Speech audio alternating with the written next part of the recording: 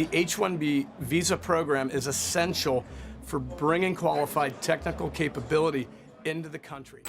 Canada's recent visa applications for a pilot program is becoming a headwind for the USA. This would allow up to 10,000 H-1B visa holders in the US to apply for a 3-year open work permit in Canada. Is this causing a brain drain in the US? Let's analyze how the US lost thousands of high-skilled workers to Canada.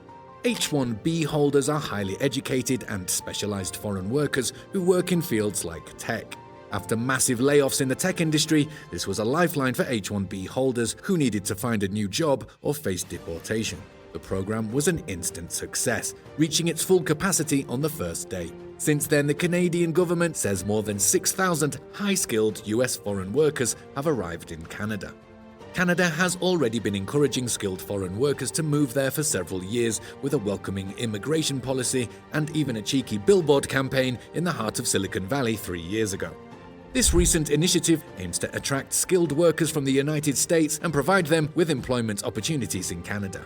In addition, the program will also allow for study or work permits for family members of H-1B visa holders. According to an official release, thousands of workers in high-tech fields are employed with companies that have large operations in both Canada and the US. And those working in the US often hold an H-1B specialty occupation visa. H-1B specialty occupation visa holders in the US and their accompanying immediate family members will be eligible to apply to come to Canada. The approved applicants under this new decision will receive an open work permit valid for up to 3 years, enabling them to work throughout Canada. US companies and H-1B visa holders can benefit from new rules Canada has announced to attract high-skilled professionals. The new policies show the Canadian government wants more foreign-born scientists and engineers in its country, following the advice of economists on the benefits of high-skilled immigration. At the same time, the Canadian announcement makes US lawmakers who support the status quo or more restrictions on business immigration appear out of step as other nations seek to attract talent. The release read, "They will be able to work for almost any employer anywhere in Canada. Their spouses and dependents will also be eligible to apply for a temporary resident visa with a work or study permit as needed." Minister Fraser stated that by the end of this year, the Canadian federal government will be developing an immigration stream specifically designed for highly skilled individuals worldwide, allowing them to work for tech companies in Canada regardless of whether they have a job offer or not. The exact qualifications and admission numbers for this stream were not explicitly outlined. The H-1B visa program in the US grants temporary work permits to foreign nationals in specialized occupations, particularly in the technology and skilled sector. As tech companies experienced a surge in hiring during the pandemic, but subsequently faced layoffs, many H-1B visa holders found themselves in need of new job opportunities. Canada has no annual limit on high-skilled temporary visas and no per-country limits for permanent residents. In contrast, the vast majority of H-1B registrations in the US are refused due to the H-1B annual limit of 85,000 for companies.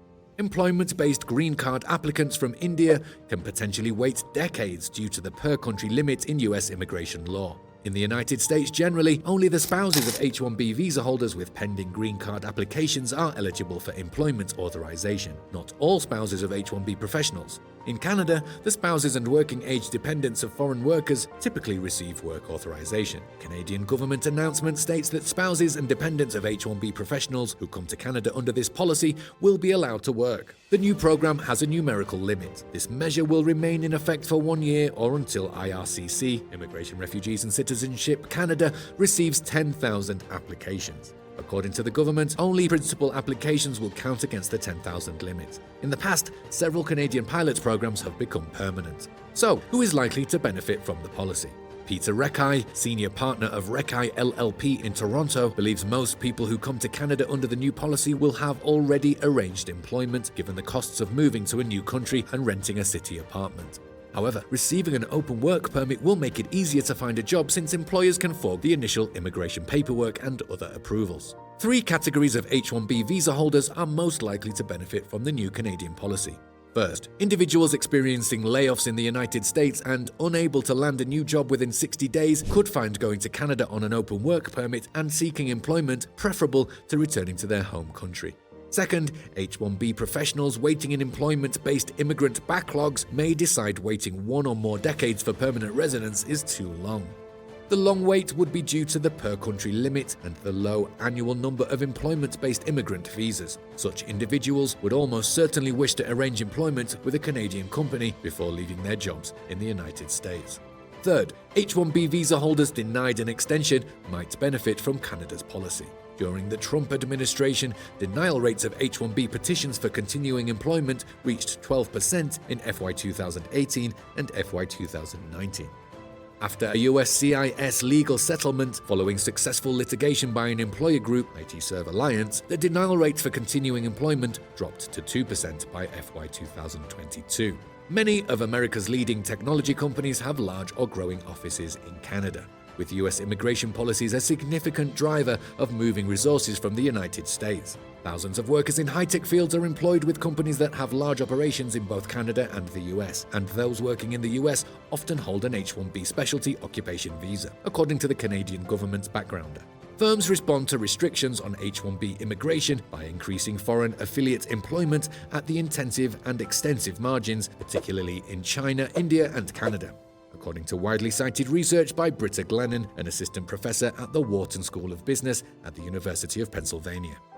Rekai recommends US companies with operations in Canada use the new policy as a way to hang on to employees they would otherwise lose due to US immigration issues. That would include employees with a denied extension or dissatisfied with the pace of moving toward permanent residence due to backlogs or administrative problems. Canada's effort to lure H-1B visa holders is just one of several programs to facilitate the admission of information technology professionals, including streamlining or eliminating labour market assessment, he notes.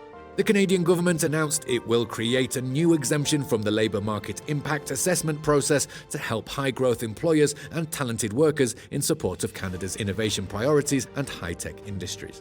The Canadian government also announced improvements to its startup visa program.